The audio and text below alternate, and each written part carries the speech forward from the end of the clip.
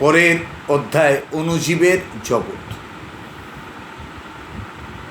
অণুজীব কাকে বলতে পারে? আমাদের চারপাশে যেসব খুবই ছোট ছোট জীব ছড়িয়ে ছিটিয়ে রয়েছে, যাদের খালি চোখে দেখা যায় না, অণুবীক্ষণ যন্ত্রের সাহায্যে দেখতে হয়, তাদেরকে বলা অণুজীব বা আণুবীক্ষণিক জীব। অণুজীবের বৈশিষ্ট্যগুলো কি কি? প্রথম যদি ধরি আকার ও আয়তন, অণুজীবেরা আকার আয়তনে খুব ছোট হয়, খালি চোখে দেখা যায় না, অণুবীক্ষণ যন্ত্রের প্রয়োজন। কোষীয় সংগঠন, এরা এককোষী বা বহুকোষী হয়। ব্যাকটেরিয়া এককোষী, প্রোক্যারিওটিক প্রকৃতির, শৈবাল, ছত্রাক, প্রোটোজোয়ারা এককোষী বা বহুকোষী, তবে ইউক্যারিওটিক প্রকৃতির হয়। ভাইরাসের দেহে আবার কোনো কোষীয় সংগঠন দেখা যায় না। বাসস্থান, পৃথিবীর প্রায় সব জায়গায় এরা অবস্থান করে। রুক্ষ মরুভূমি, মেরু অঞ্চলের বরফের স্তূপ,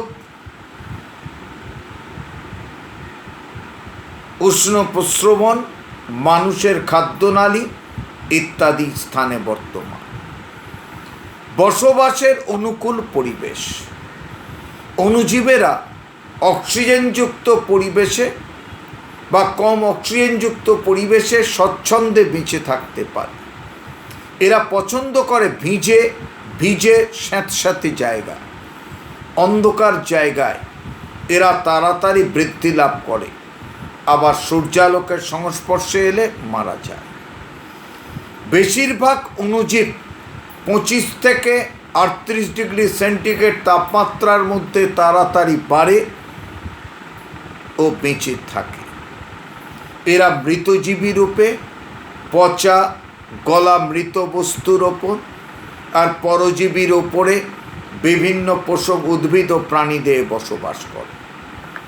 পুষ্টি পদ্ধতি, অণুজীবের দেহে বিভিন্ন রকমের পুষ্টি দেখা যায়।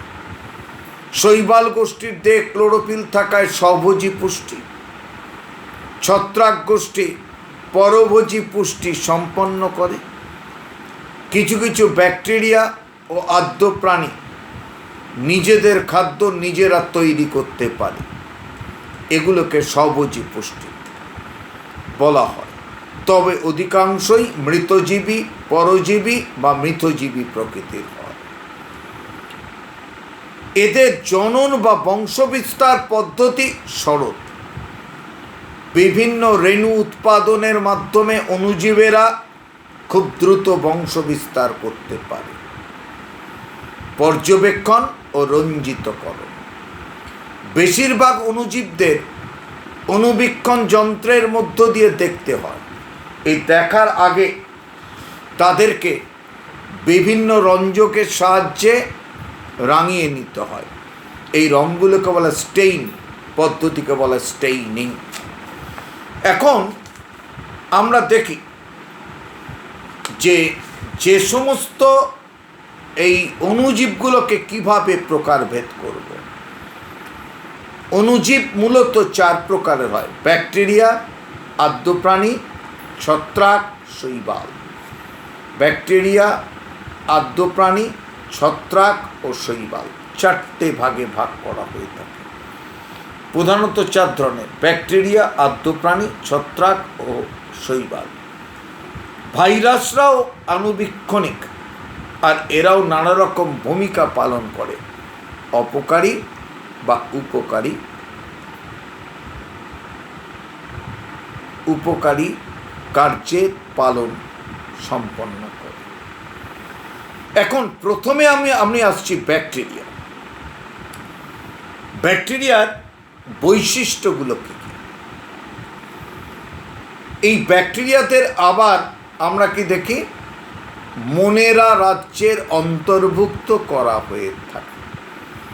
এই ব্যাকটেরিয়াকে আবার মোনোরা রাজ্যের অন্তর্ভুক্ত করা হয়। এদের বাসস্থান কীরকম? সাধারণ তাপমাত্রায়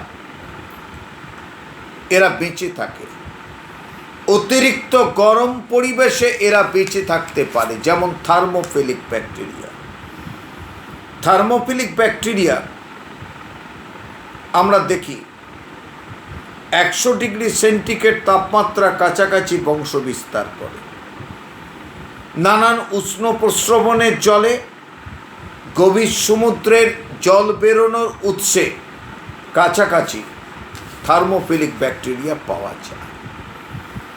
কোষীয় সংগঠন যদি দেখি, সরল কোষীয় জীব, আকারে ক্ষুদ্রতম, এককোষী প্রোক্যারিওটিক প্রকৃতির। এবং এই প্রোক্যারিওট মানে আদি নিউক্লিয়াস যুক্ত। এদের নিউক্লিয় পর্দা, নিউক্লিয় লাশ, নিউক্লিয় জালিকা ও নিউক্লিয় রস থাকে না। তার পরিবর্তে থাকে নিউক্লিওয়েড। এবং আমরা দেখি এদের ডিএনএ নগ্ন প্রকৃতির এবং হিস্টোন প্রোটিনবিহীন। নেক্সট আমরা কি বলবো?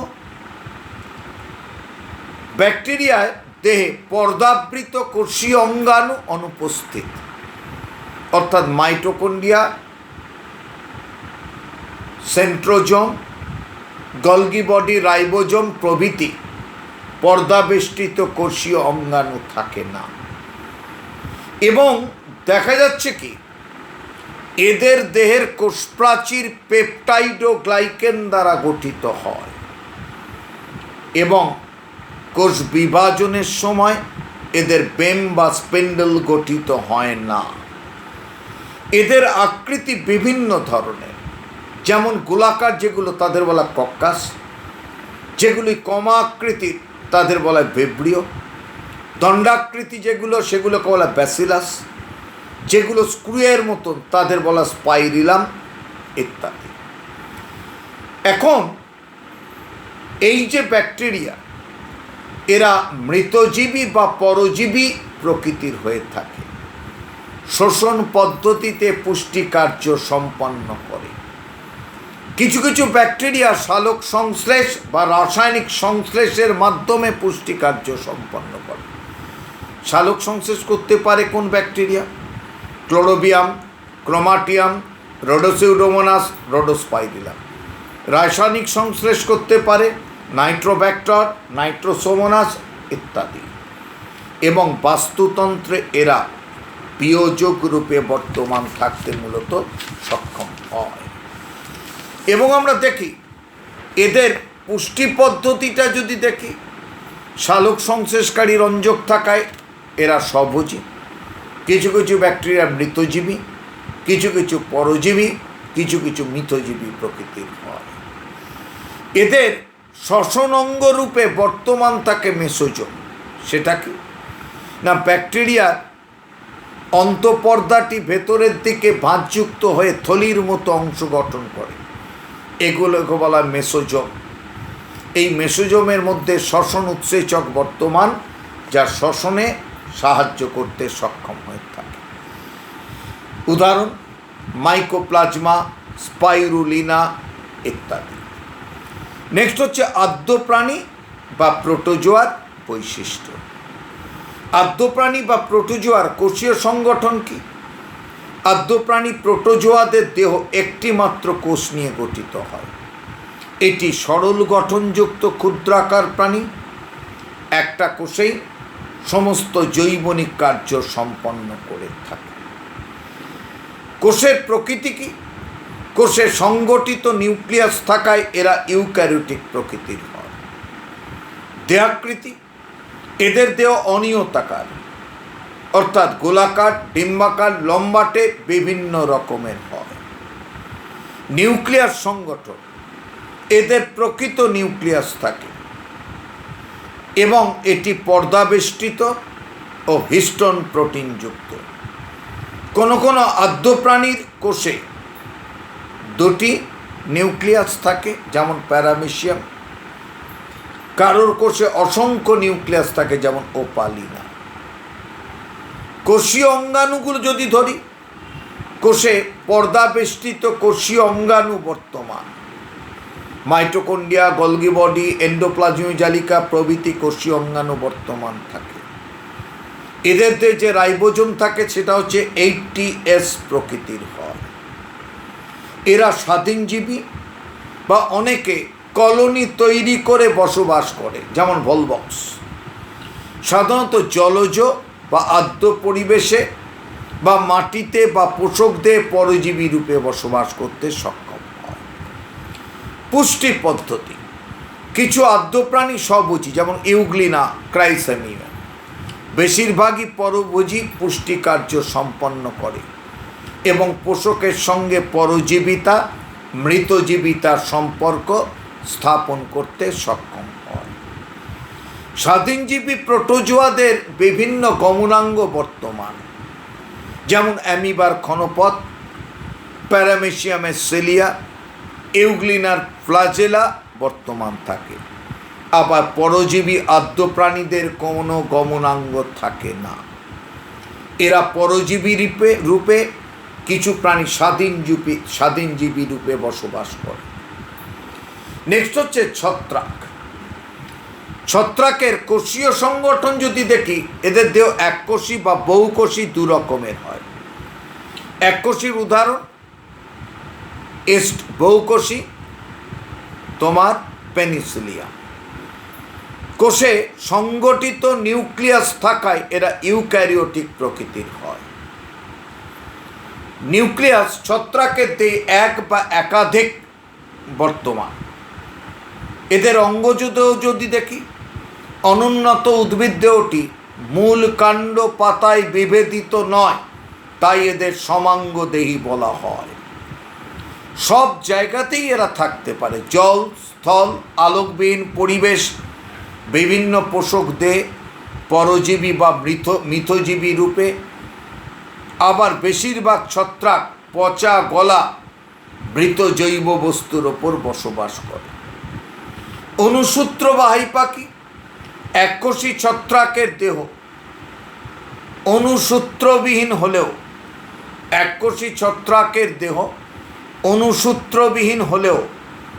বহুকোষী ছত্রাকের দেহ কতকগুলি সরু সরু সুতোর মতো অংশ নিয়ে গঠিত হয়। এককোষী ছত্রাকের দেহ অনুসূত্রবিহীন হলেও বহুকোষী ছত্রাকের দেহ কতকগুলি সরু সরু সুতোর মতো অংশ নিয়ে গঠিত হয়। এগুলিকে অনুসূত্র বা হাইফা বলা হয়ে থাকে। এই অনুসূত্রগুলি শাখা প্রশাখা যুক্ত হয় এবং জট পাকিয়ে মাইসেলিয়াম নামক একরকম গঠন তৈরি করে। মিউকর, পেনিসিলিয়াম, রাইজোপাস, অ্যাগারিকাসে মাইসেলিয়াম দেখা যায়। ছত্রাকের কোষপ্রাচীর কাইটিন দ্বারা গঠিত হয়। ছত্রাকের দেহে সুস্পষ্ট নিউক্লিয়াস, পর্দা বেষ্টিত কোষীয় অঙ্গাণু বর্তমান, কিন্তু ক্লোরোপ্লাস্ট থাকে না। ক্লোরোফিল না থাকায় ছত্রাক গোষ্ঠী নিজেদের খাদ্য নিজেরাই তৈরি করতে পারে না, তাই এরা পরভোজী পুষ্টিকার্য সম্পন্ন করে। বেশিরভাগই মৃতজীবী ও পরজীবী হয়। কোষে সঞ্চিত খাদ্যরূপে গ্লাইকোজেন বর্তমান থাকে। নেক্সট হচ্ছে শৈবাল। শৈবালের বৈশিষ্ট্য। শৈবালের বৈশিষ্ট্যগুলি প্রথমে আমরা কি বলি, কোষের সংখ্যা। শৈবাল এককোষী যেমন ক্লামাইডোমোনাস ভলভক্স, বহুকোষী যেমন স্পাইরোগাইরা কারা প্রভৃতি প্রকৃতির হয়। কোষের প্রকৃতি কি? শৈবালের কোষ আদর্শ নিউক্লিয়াসযুক্ত বা ইউক্যারিওটিক প্রকৃতির হয় এবং কোষে পর্দা বেষ্টিত কোষীয় অঙ্গাণু বর্তমান। দেহ সংগঠনে আমরা কি দেখি? শৈবালের দেহ মূল কাণ্ড পাতায় বিভেদিত নয়। এদের অঙ্গজ দেহকে থ্যালাস আর উদ্ভিদগুলিকে সমাঙ্গদেহী বা থ্যালোফাইটা বলে। শৈবালের কোষপ্রাচীর সেলুলোজ দ্বারা গঠিত হয়। কোষীয় সংগঠন দেখলে বোঝা যায় কোষে সুগঠিত নিউক্লিয়াস, পর্দা ঘেরা সমস্ত কোষীয় অঙ্গাণু, নানা আকৃতির ক্লোরোপ্লাস্ট বর্তমান থাকে। এই ক্লোরোপ্লাস্ট কাপের মতো বা ফিতাকৃতি বা গোলাকার আকৃতিযুক্ত হয়। পুষ্টি ও বৃদ্ধি কি? কোষে ক্লোরোফিল থাকায় এরা সবুজী এবং এদের বৃদ্ধির জন্য ও খাদ্য তৈরির জন্য আলোর একান্ত প্রয়োজন। বাসস্থান কি? শৈবাল প্রধানত জলজ বা আর্দ্র পরিবেশে এবং মাটিতে বসবাস করে। নেক্সট, ভাইরাসের বৈশিষ্ট্য। ভাইরাসের কোষীয় সংগঠন কি? ভাইরাসের দেহে কোনো কোষীয় সংগঠন থাকে না।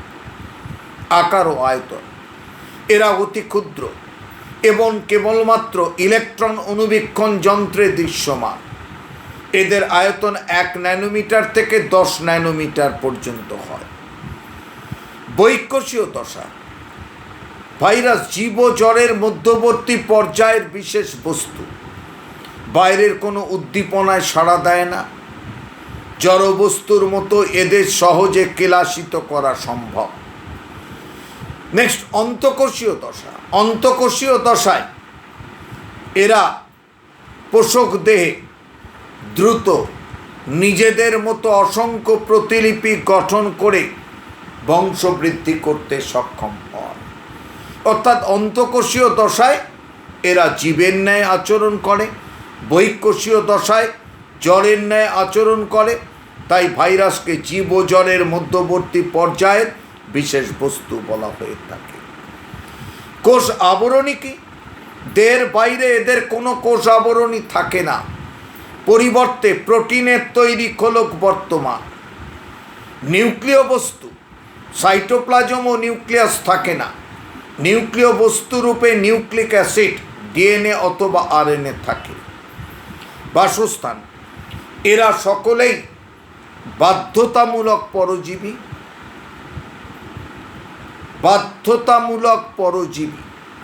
এবং বেশিরভাগই রোগ সৃষ্টিকারী। ব্যতিক্রম ফাজ ভাইরাস বলা হয়ে থাকে। এখন আমরা এই যে ভাইরাসের পর আমরা কি দেখব না, জীবজগতের সঙ্গে আন্তঃসম্পর্ক তৈরি করে এই সমস্ত তোমার অণুজীবরা বর্তমান থাকে। যেমন আমরা দেখি যে ব্যাকটেরিয়া, এই বিভিন্ন অণুজীব মানুষের দেহে বিভিন্ন ধরনের রোগ সৃষ্টি করতে সক্ষম হয়।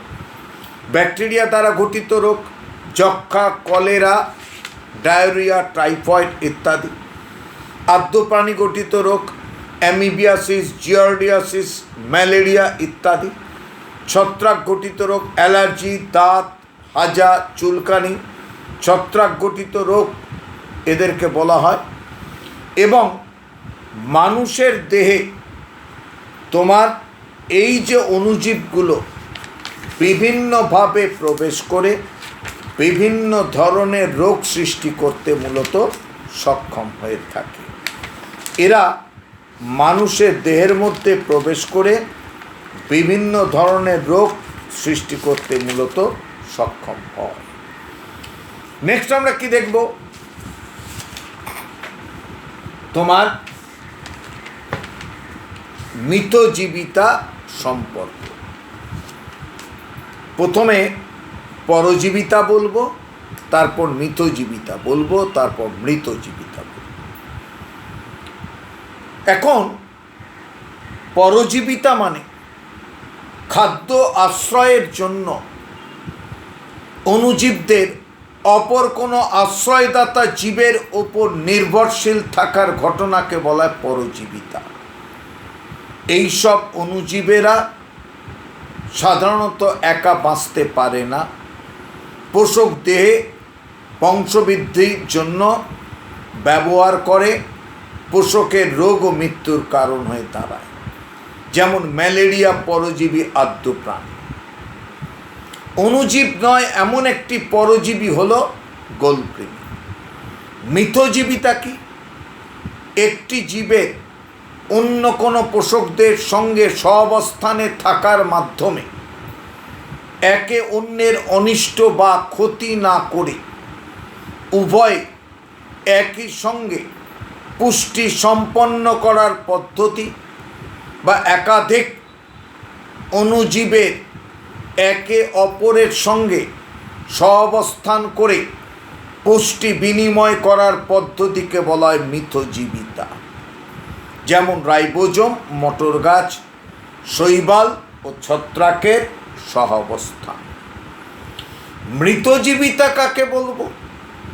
বেশ কিছু অণুজীব মৃত, পচিত, গলিত জৈব বস্তুর ওপর নিজ দেহ থেকে উৎসেচক ক্ষরণ করে ওই উৎসেচকের ক্রিয়ায় জটিল খাদ্যবস্তুকে ভেঙে নানা শোষণযোগ্য ও ব্যবহারযোগ্য উপাদান তৈরি করে।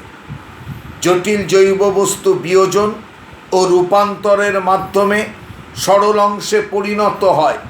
এই পদ্ধতি হলো মৃতজীবিতা। যেমন ব্যাকটেরিয়ার মধ্যে পড়ছে নাইট্রোসোমোনাস, ক্লস্ট্রিডিয়াম। ছত্রাকের মধ্যে পড়ছে অ্যাগারিকাস, পেনিসিলিয়াম, এস্ট ও মিউকর বলা হয়ে থাকে।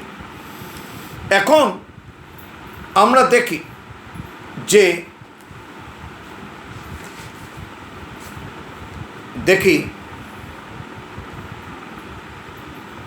শৈবাল ও ছত্রাকের মিথজীবিতার একটা উদাহরণ। শৈবাল ছত্রাক পাশাপাশি থেকে একে অপরকে সাহায্য করে। লাইকেন হলো এরকম এক সহাবস্থানকারী উদ্ভিদ। ছত্রাক জল ও অজৈব লবণ শোষণ করে শৈবালদের দেয়। শৈবালরা ওই পুষ্টিরস ব্যবহার করে ক্লোরোফিলের সাহায্যে খাদ্য তৈরি করে। ছত্রাকও ওই খাদ্যের ভাগ পেয়ে থাকে। এভাবে মিথজীবিতার সম্পর্ক গড়ে ওঠার ক্ষমতা রাখে। এখন ডাল বা শুটি জাতীয় উদ্ভিদ চাষ করলে মাটিতে নাইট্রোজেন যুক্ত সার দেওয়ার প্রয়োজন হয় কেন? ডাল ও শুটি জাতীয় উদ্ভিদ যেমন মটর, বিন প্রভৃতি উদ্ভিদের মূলের অর্বুদে রাইজোবিয়াম নামক এক ধরনের নাইট্রোজেন স্থিতিকারী মিথজীবী ব্যাকটেরিয়া বাসা বাঁধে। এখন বাতাসের মুক্ত নাইট্রোজেনকে এরা সরাসরি শোষণ করে এবং উদ্ভিদের শোষণ ও ব্যবহার উপযোগী নাইট্রেট যৌগে পরিণত করে। এই যৌগ মূলের মাধ্যমে বা ব্যাকটেরিয়ার মৃত্যু হলে মাটিতে সঞ্চিত হয় ও মাটির উর্বরতা বৃদ্ধি করে। উদ্ভিদ ওই যৌগ সহজে শোষণ করায় মাটিতে নাইট্রোজেনযুক্ত সার দেওয়ার প্রয়োজন হয় না। নেক্সট হচ্ছে তোমার অণুজীবরা নানাভাবে মাটিতে বাতাসে নাইট্রোজেন যুক্ত করে নাইট্রোজেনযুক্ত ব্যবহার উপযোগী যৌগ তৈরি করে মাটিতে মিশিয়ে দেয়। ক্লস্ট্রিডিয়াম, অ্যাজোটোব্যাক্টর এরা স্বাধীনজীবী ব্যাকটেরিয়া। এছাড়া নানা সায়ানো ব্যাকটেরিয়া, অ্যানাবিনা, নস্টক ইত্যাদি এরা বাতাসের নাইট্রোজেনকে শোষণ করে নিজেদের দেহে নাইট্রোজেন যৌগ গঠন করে। এই সব অণুজীবগুলির মৃত্যু ঘটলে ওই নাইট্রোজেন যৌগগুলি মাটিতে মুক্ত হয়। ডাল, সোয়াবিন প্রভৃতি উদ্ভিদের মূলের অর্বুদে যে মিথজীবী ব্যাকটেরিয়া বাসা বাঁধে তার নাম রাইজোবিয়াম লেগুমিনোসেরাম। এই রাইজোবিয়াম লেগুমিনোসেরাম বায়ুর মৌলিক নাইট্রোজেনকে নাইট্রোজেন যৌগরূপে মৃত্তিকায় আবদ্ধ করে। এই রাইজোবিয়াম এর দেহে লেক হিমোগ্লোবিন বর্তমান। এই লেক হিমোগ্লোবিনের সাহায্যে নাইট্রোজেনেজ উৎসেচকের উপস্থিতিতে এরা কি করে, বায়ুর মৌলিক নাইট্রোজেনকে নাইট্রোজেন যৌগরূপে নিজ দেহে স্থিতিকৃত করে। এর কিছুটা অংশ আশ্রয়দাতা উদ্ভিদকে সরবরাহ করে, বাকিটা অর্বুদ পচে গেলে মাটিতে মিশে যায়। এখন উদ্ভিদ ও প্রাণী যখন মারা যায় তাদের দেহে নাইট্রোজেনযুক্ত যৌগ ভেঙে গিয়ে অ্যামোনিয়া তৈরি হয়। এই পদ্ধতিকে বলে অ্যামোনিফিকেশন। নাইট্রোসোমোনাস ব্যাকটেরিয়া অ্যামোনিয়ামকে নাইট্রাইট আর নাইট্রোব্যাক্টর নাইট্রাইটকে নাইট্রেটে রূপান্তরিত করে। এই পদ্ধতিকে বলা হয় নাইট্রিফিকেশন। আবার আমরা দেখি পাট গাছকে কয়েকদিন পুকুর বা ডোবার অপরিষ্কার জলে যদি চুবিয়ে রাখো তাহলে জলে ব্যাকটেরিয়া কি করে, পাটের কাণ্ডে থাকা পেকটিনকে নষ্ট করে দেয়। পাটের কাণ্ডে থাকা পেকটিনকে নষ্ট করে দেয় এবং পাটের তন্তুগুলো পাটকাঠি থেকে সহজেই আলাদা করতে সক্ষম হয়। এই ধরনের ব্যাকটেরিয়ার নাম ক্লস্ট্রিডিয়াম। অর্থাৎ ক্লস্ট্রিডিয়াম নামক ব্যাকটেরিয়া পাটের কাণ্ডের মধ্যে থাকা পেকটিন যৌগকে ভেঙে তন্তু নিষ্কাশনে সাহায্য করে। জৈব কীটনাশক পদ্ধতিতে অণুজীবের ব্যবহার। কৃষি জমিতে জৈব কীটনাশক বায়োপেস্টিসাইড হিসেবে ব্যাসিলাস থুরিনজিয়েনসিস নামক এক ব্যাকটেরিয়াকে বর্তমানে জীব প্রযুক্তির সাহায্যে বহুল পরিমাণে ব্যবহার করা হচ্ছে। আবার উদ্ভিদ হরমোন উৎপাদনে আমরা দেখি জিব্বারেলা ফুজিকোরাই নামক ছত্রাকটি থেকে জিব্বারেলিন হরমোনটি কৃষিজ ফসলের বৃদ্ধি ঘটায়। ফল ধারণ, বীজহীন ফল উৎপাদনে ব্যবহৃত হবার ক্ষমতা রাখে। খাদ্যের প্রক্রিয়াকরণে অণুজীবের ভূমিকাগুলি কী কী? খাদ্য প্রক্রিয়াকরণে অণুজীবের ভূমিকাগুলি কী কী? দেখো, খাদ্য প্রস্তুতিতে অণুজীবের ভূমিকা বর্তমান।